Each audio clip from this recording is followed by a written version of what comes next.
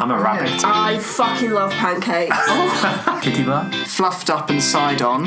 There's no P in the G. Sexy. I've made you a chili. Get your dick out. Wanted. I quite enjoy it. What? Are you fucking crazy? I think you just took it too far.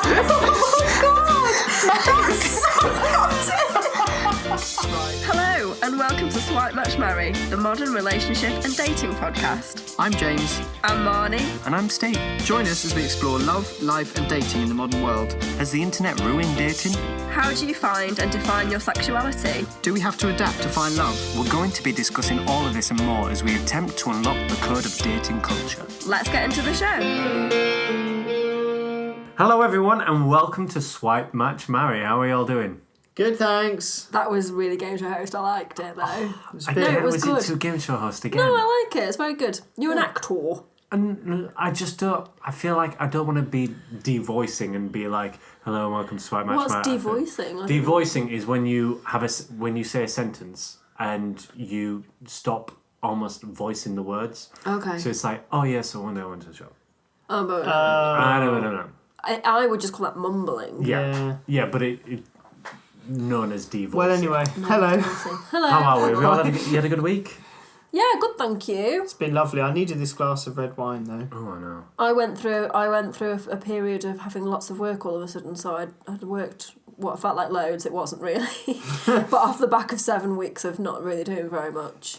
Yeah. It was a bit of a shock to the system. I did two jobs a day for 2 weeks. Oh, goodness me. Yeah, See, it was pretty full on. I've calmed down my work, which means I've had more days free, which means I then go, oh my god, I am free. Yeah, I'll come do that. I'll do that. know, and then you're I'm being really even busy. more knackered than I was that's if I it. was just doing one place teaching. Yeah. That's or what's doing happening to whatever. me tomorrow. I'm actually going to see a matinee of something and an evening show of something because Oh, my right. friends got in touch and were like, I've got freebies, and so I've just said yes, and now I'm like, oh, I had a whole day of painting planned in my flat. shows It's in one day. fine. Like I'd much rather go to the theatre, but yeah, it's funny how that happens. You end up being.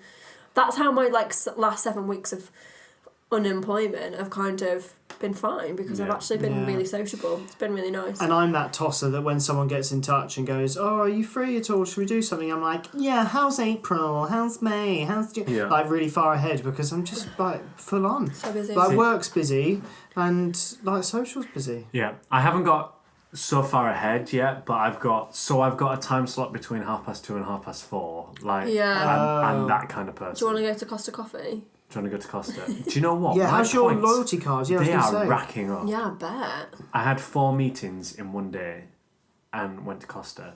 Oh my god, were you not just off your tits on coffee? Well, by no, the I end of it? started on the peppermint teas. Bless you. Fuck off, cats.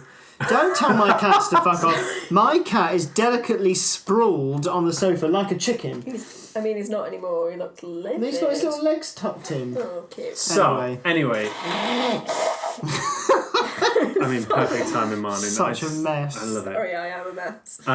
I think we should talk about self-discovery today. Oh dear. Jesus Christ. Looking at you, James. I know. We've had a little chat, haven't we? We've had a chat and we've realised that one of the reasons why we set up this podcast was to get views of all angles, and it's in terms of, straight, gay, and there's a lot of other areas we want to explore. So I guess just because it's time again, just to go back to the gay thing, which is me. And, yeah, The gay and we thing. don't mean you as the gay thing derogatively. Well, I hope not. Be a bit awkward. You're our gay thing. Oh, well, You're our gay yeah. bae. No, but it's really hit me recently that there's a big trans movement happening, and it feels to me like that's having a similar kind of trouble that a lot of minority groups have been through, and it's very prolific in the news, and it's being discussed, and there's been a lot of events, a lot of things in America, and it sort of just made me think of being gay. Yeah. Being gay myself, which is obviously very separate and a different issue to being trans, but with similarities in their historical approach. And I think we're in a trans movement currently, and there's been gay movements, and one minority group gets what they think is sorted, although gay rights are by no means sorted. But we are further down the line. Exactly. But that's not what we're talking about. No, we're not. You've kindly agreed to open up a bit and delve into your past. Yes. So, when did you think you were gay? Or when did you know you were gay?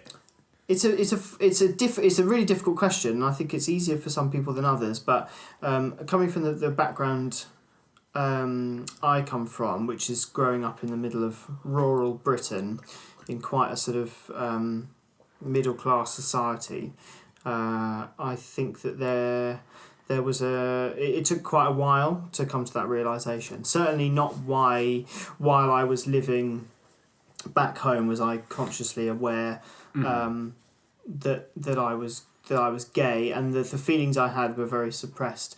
And one thing I did want to talk about is one of the reasons why they were suppressed is because me being into drama and performing arts and things like that from a very early age is kind of a bit of a red flag to anyone. Well, yeah, I mean, I remember when I was in school and everyone was like, Puffy Cluffy and stuff like that. It's a lovely name. Oh, it rhymes. It rhymes. I was like, great, cool. Because I went to drama and I did dance class and stuff. And it is, people see it as a red flag, but at the same time, it's, I think it's different nowadays as well. I'm sure it is, and I'm sure it can be, and obviously there's a lot of changes that have happened in society, but at the time for me I think anything that set you differently to the norm was just a reason for people to if it wasn't football or rugby. Yeah, exactly. And there was, our school was like any other school. We had like the sporty jocks and popular kids and the popular girls and all that kind of stuff. The popular girls went out with the popular boys and all that kind of thing. And I was really lucky at school. I always had lots of really good friends. Definitely not in like the popular group, but never went for wanting friends. Was never alone. Yeah. But with certain groups of people, I did get a bit of hard time, and someone I got a lot of stick from was someone actually in the year below me, but had a brother in my year, and we had periods of like getting on really well, but then also periods of him being like an absolute dick and calling me gay all the time, and me sort of not really knowing what that actually meant apart from liking men, which sounds ridiculous because until you've really like felt that, you've got no idea. And I think essentially what was happening is I was probably being called gay before I actually had an understanding of what the attraction to men was, like what it felt like. How old were you at this point? So I was when he was calling me gay, or when everyone was. Probably about 14, 14. So going through puberty, which is tough anyway. Yeah. And so. And this was the guy in the year below you, or the guy that was guy that was in the year below me was this person in question. Yeah. And so we had sort of like an off-on relationship, and at times it was awful. And we shared the same school bus as well, and he was either lovely or horrible, and there was and when you don't know where you are with someone, like I still find that now, like sometimes like someone's an absolute prick and then the next day they're lovely and you're like, oh, that's what happens to women in domestic abuse relationships, where they're completely manipulated by being told they're a piece of shit one day and then someone going, I don't mean it, I love you. Yeah, that's really interesting, because I remember like sometimes we'd sit together on the bus and we'd be like best of friends and chatting, having a lovely time, and then other times he'd be like chucking stuff at the back of my head or shouting stuff. Did you call him out on that? No, I don't think I did, because I think I just had like... Well, it's a form of control, so he did that so that you wouldn't call him out on it. And no, I think I was either too scared and then too grateful when he was being nice. Yeah. So that's so interesting you say that. How did that resolve? Was that a case of it resolved, and this is the person that was actually my first gay experience. Oh, wow. Really? Yeah, absolutely. Well, that explains everything. Well, I mean, hindsight's a wonderful thing, of course, but this was, a long, long time ago, sort of 1934. 1934, and I had a top hat.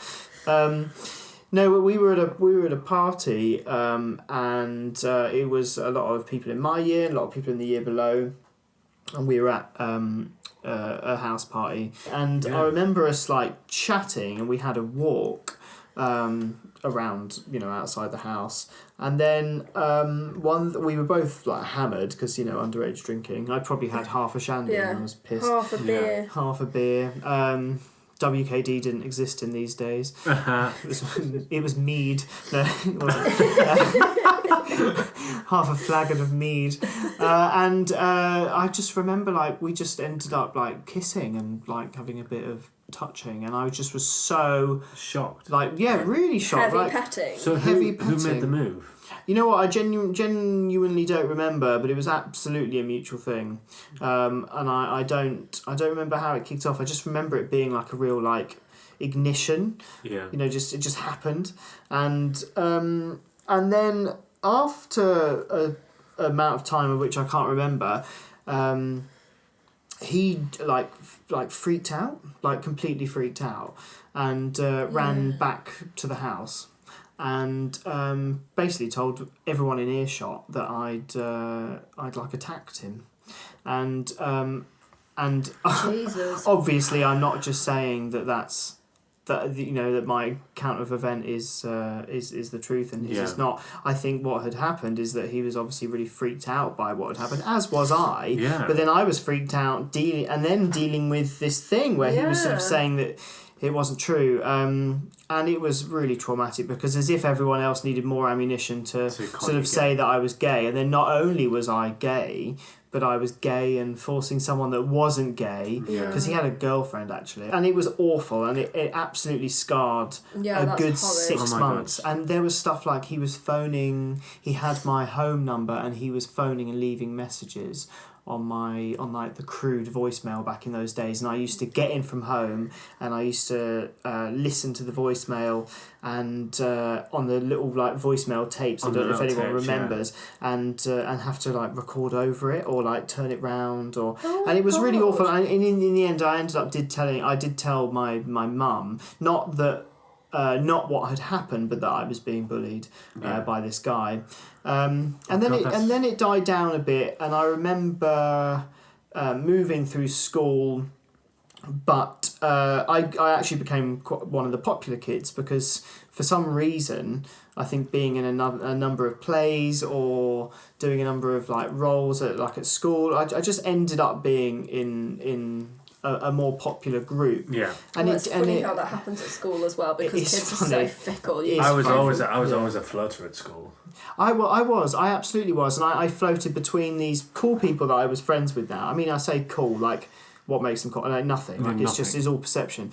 But this question of me being gay always came up, but it really traumatised me, and I'd spent that really traumatic 6 months after going, because I absolutely denied the whole thing, denied that I'd sort of forced anything, because of course I hadn't, and also denied that sort of anything had happened. So that really traumatised me, and then I was sort of in a pattern of denial.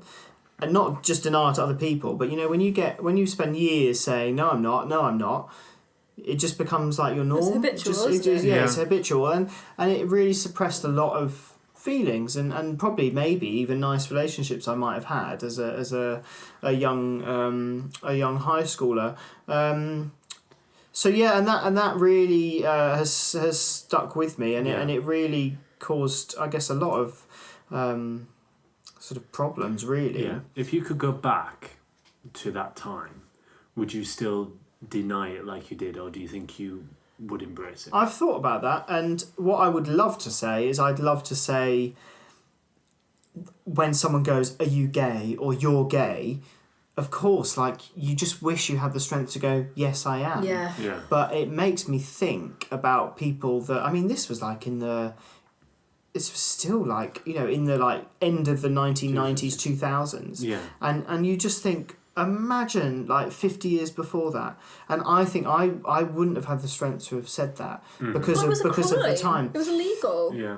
I mean, that's a different thing. Yeah, I mean, it's illegal, so the strength involved in that. But you know, just through my experience, you know, that wasn't that long ago, really, and it would have taken a huge amount of strength to not only endure saying it in the first place, but living with the consequences of saying it. But actually, I think that probably what would have happened is that a lot of people would have gone, "Oh, all right," because they're not trying to get something out of me. They're not. Exactly. The control's gone. Yeah, exactly. And I think, as well as, I mean, my time in school is, you know, if you just go, "Yeah, so what?" People go, "Oh," and they just move on to the next thing. Exactly. Exactly. And I think kids we don't give them enough credit, but I think kids are a lot more accepting. They are now, and I've had some really lovely things from old teachers of mine about what my school is like now, and it sounds very equal. It sounds very open to people that are different and minority groups, and they're not just contending with gay people. I think I've mentioned it before on the podcast about a letter I received from one of my teachers, and basically, just to recap, she said that there are 3 openly gay people in her class, of like 30 people. That's about right. What age is that? Sure. It is about right. It's sort of 1 in 10, isn't it? I don't know exact age, but just a standard high school age. But she said that quite young, and it's just the norm now that people are able. And she's even had people that have come out, gone back in again, and come out again, because it's just people are free to do what they want, which is exactly how it should be. And I just hope that we can be a bit more thoughtful of stuff that might seem weird. Like if we're thinking that the trans thing is strange to us,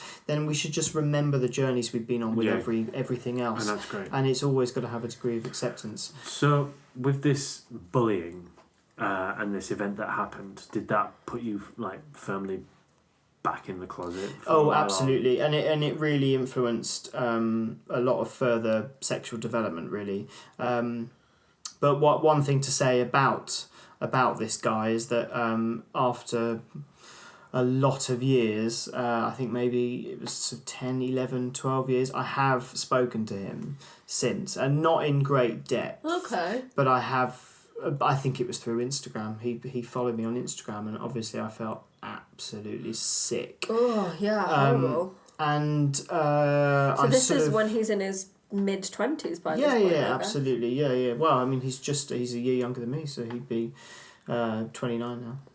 And I just thought it was weird, and I sent him a message, and I just said hi, and we talked for a bit, and it was all very like superficial, and then I said, so we never really like spoke about that thing that happened and what you put me through, and he sent a really lovely, long and quite thoughtful message about how foolish he was and how he really regrets it and still thinks about it, and so that was a bit of a closure. It was a bit of closure for me, because when you're accused of something and when you are really traumatized by something, we'll come on to some of my straight days after, but essentially that was the act that kept me in the closet for years longer than it should have done. Oh my god. Yeah. And what's his sexual status now? Do you know? Straight. Which is fine. I think that's absolutely fine. Yeah. I'm not saying that he's gay. Yeah. I think that when you're probably that age, you have all kinds of thoughts and feelings. It's just like, girls kiss each other, boys kiss each other, but there's that sort of bravado that means that they're probably not as likely to, because I think girls are a bit more sexually like mature and sensible and know that kissing another girl is not going to actually necessarily mean anything. So I'm pleased for that. I'm grateful for it. I really wish that we could actually have a proper conversation about it, but I'm not sure what that would achieve. No. And sometimes it's best to, these chapters in life, earlier on in life, that, set who we are and define who we are and define moments in our past. Sometimes it's good to just keep them there. You had that experience with him, and the nice thing is that you've, even though that knocked you back, look at you now and look where you are now. You've completely triumphed over it, so it's probably no point dragging it all up again. No, it's not, and I think it's really important to remember what you go through. It does shape you as a person. Exactly. And if it was all easy, it would be fine. We hope you're enjoying the chat so far. We love hearing from you guys, so if you've got a fun dating tip, a dodgy dating story, or even if you just want to say hello, send us a tweet at SwipeMatchMarry. And if you'd rather remain anonymous, you can send an email to swipematchmarry@gmail.com. Scandalous. Now let's get back to the podcast. Have you ever been in love with a girl? Yeah. I have, we've explained traumatized, blah blah blah blah, and in the summer before I went to uni, I was still like in my denial, and I'd always had girlfriends. I was always popular with girls, and I always had girls interested in me. The poor things, but I like girls. I got on with girls, and I think because I had a feminine side, I guess there's a comfort there, I suppose. Are you playing footsie with me under the table? I am. You flirt. I just find you so attractive. So I met this girl when I was working in a pub, and she and I got on really well. She was away at uni, but she was back for the summer, and she was working. She was a bit older than me, and she was like amazing, like hilarious, brilliant, gorgeous. She's like perfect. She's just really, really wonderful, and we just hit it off really, and just had a really lovely time. Giggled all like just constantly, and like totally like fell head over heels for her, because I didn't know you could have that kind of intense relationship, and because it was for the summer, and it felt very like. Greece. Oh, I'm going here and you're going... Yeah, exactly. Except I was probably Sandy. And it was lovely, and it was really great, and we had a really nice relationship, and we never said we were like boyfriend and girlfriend, although it was kind of implied, but we had a lovely time. We hung out all the time, and she could drive, which was cool. I mean, she was definitely the guy, wasn't she? I was going to say, no, that's what girls say. I mean, you had sex with her? Yeah, she was my first... Oh, so you lost your virginity? I did, yeah. And it was actually... I was house-sitting for some friends, and I really hope they don't listen to this, because they do not know. House-sitting for some friends, and they were obviously away, because, that's what house-sitting applies. And I was looking after the house and the dogs, and... this girl came round, and I made her hide her car. Oh, that's romantic. So romantic, because I was so scared of them finding it. And this is in the middle of nowhere, so she had to hide it behind the woods. Oh my god! Does she have to take her own foliage with her to cover it up? Yeah, correct. Bring one of those army nets. Like the DeLorean on Camouflage. Back to the Future. Well, there's no street lighting, so no streets, just like a dirt track. But I was so precious that I couldn't. I knew it was going to happen. We talked about it, and I was scared. But I couldn't happen in the house. I don't know why, because I just thought it was really disrespectful. So I opted for the camper van in the garden. Oh, that's better. That was where the love nest was. And it was, of course, it was summer, so it's fine. So it was summer, yeah. And that was fine, and it was, it was lovely. I mean, it was nice. I mean, I don't remember it as Did being you wear a bad protection? thing. Yeah, of course, naturally. Who supplied it? You or? Jesus Christ, this is like 20 questions. Oh no, I'm just intrigued. I think she did. I think we'd had a conversation about it before. And she said she'd get it. Yeah, I think so. Yeah, well, she had some. So yeah, we did that, and that was nice. And I remember it was nice. It was enjoyable. But then afterwards, I got totally awkward and really awkward. And we went back to the house and slept in the bed that I was sleeping in. And I think apparently I remember her saying afterwards that I paid more attention to the dog than I did to her. But I was awkward. I was just it was weird. And because I was getting older and having probably more gay feelings, but also. I really, really liked her, so it was a really weird balance. Did you? So was there any fear of feeling of guilt? Yeah, involved? definitely. There was definitely guilt. There was definitely guilt or guilt involved. There was just a lot of things. I think. I mean, it's so boring and cliche to say, but being a teenager is pretty hard, especially when you're balancing. Homo hetero, and this was also the summer that I got really friendly with this guy that hung out with us quite a lot, and I definitely fancied him as much as I fancied her, even to the point where we all stayed at her house one day, and I thought that me and him should sleep in the double bed upstairs while she slept on the sofa. Oh my god! Did you actually suggest that to her? Yeah, suggested it. Yeah. I don't know why that happened. I think just because I sort of thought, oh, well, guys should sleep together and, yeah. Yeah, so I used that for my advantage because I definitely probably fancied him on a sort of subliminal level more than her. Girl. Did anything happen? Poor girl. No, nothing happened. But at one point she went... she came up the stairs and went, any room for a small one? And got in. So I had one on either side and I was in the middle. And they were joking and both touching me. And I remember being uber aroused, but also my God, this is so tragic. And threesome. I could have had my first threesome. But then I remember sort of asking her to go downstairs. Oh Oh God. It's so awful. Bless So her. awful, bless her. But I still keep in touch with her a little bit. She seems like a great girl. She is a great girl, and she's got a lovely family and lovely children, and she's just great. And I haven't seen her for a long time, but she was so good to me and so lovely. And I told her about when I came out, and I sort of felt a bit awkward about it, as you would, but I said that it doesn't change anything, and I had an amazing summer with her. And How what did she react to it? Yeah. She was great. She was great. Did she say she knew? Or I think she did. I think she wasn't. She said she wasn't surprised, and I think she probably, if not, didn't know at the time, but probably realised afterwards why it wasn't.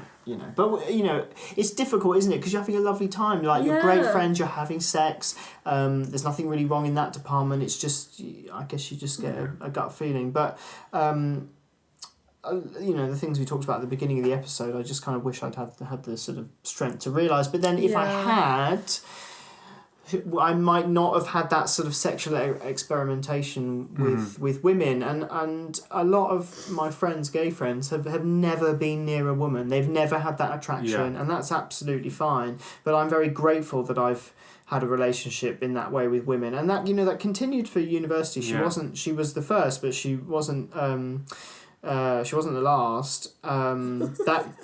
Why are you laughing? I don't know, it's just the way you said it, you had a little glimmer in your eye. Did I? Wasn't the last. Did I? Doesn't it prove that you fall in love with a person rather than... Agreed. And I really think you do. And obviously sex is a big part of it, and attraction is important. But it's... I do think you can fall in love with a person. Well, do you know what, James? Thank you so much for that. Yeah, thanks for sharing. Right. Oh, it's all right. We're all friends here. I mean, I've heard about Steve shitting himself and... Yeah, Marny, I don't know, whatever you've done, leaving your muff untrimmed. Whatever you've done. No, yeah. but I can't. So the thing is, a lot of the things that I've done cannot be uttered on the podcast because they're just. No, that's very true. We have to censor Marny, don't we? Well, I have to be censored. You've got a little bit of info for us, haven't you? Have I? Yeah. What have I got? What? Well, you've got sexual position of the week, haven't you? Oh yeah. What we say of the week, we sort of we dip in and out of it. Totally drew a blank then. I was like. What you information were just in in story time I with James. was literally just enthralled. I was just so digesting James's information. Yes, I've got a sexual position for you all. You can draw it if you want. I'm gonna get Steve's my literally got his ready. He's got his post-it out and he's ready with a Sharpie. Right, come on. So this sexual position is called the organ grinder. Oh my goodness me! I've just got visions of sandpaper genitals. Organ grinder. Yeah, the organ grinder. Round. I'm feeling round. Okay, well, just get on with it because your actions once are making me again, feel I wish this podcast was visual so that people could see what Steve's doing with his hand right now. Do you know the countdown theme tune?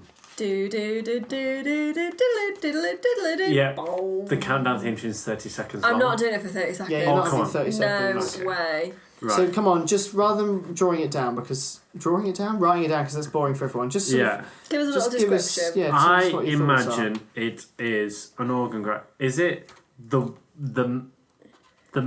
man? The man. Oh, is this a heterosexual position or a gay position? It is a heterosexual position. Apologies. I don't really know any. So I have a feeling it is the man sat down. Yeah. On a chair or something. Yeah. And then the girl is on top, and what she's doing is she's going in a circular movement, almost like a reverse cowboy, but with a circular movement. Okay. With her arms up in the air. I feel she's that's the organ pipes. like a Bucking Bronco type thing. Oh yeah. Right, come on, just what is it, man? Okay, so it's woman on her back. Yeah. With her legs as far back as she can so that her feet are by her head. Yeah. Right. Man on top, squidging those organs. Oh. Do you know what I mean? Oh gosh. You've got to be relatively flexible to do that one, I think. Bending like a pretzel. Yeah. Can you do it? Well, Oh, What is that? Yeah. Someone goes to yoga for some reason, don't they? Yeah, that's what I go to yoga for, so that I can successfully do the organ grinder. Oh dear. I'm just trying to work if there's any way. But I can imagine if you're doing that wrong, it could be very organ grindery. Like you are squidging all your thighs are like squidging against your body. Can I ask, before you do these sexual positions, I'm not saying you do them, but before you do them, do you say like, oh, can we try this? Or oh, can we try that? No, or does it naturally move? You just grab her by the throat and throw her down. And Are you fucking kidding? Open her legs out. Oh my god, you grab her by the throat. Steve, Steve, you go to Costa. We know that's not true. I'd like to think that was true. No, you wouldn't like to think that's true. No.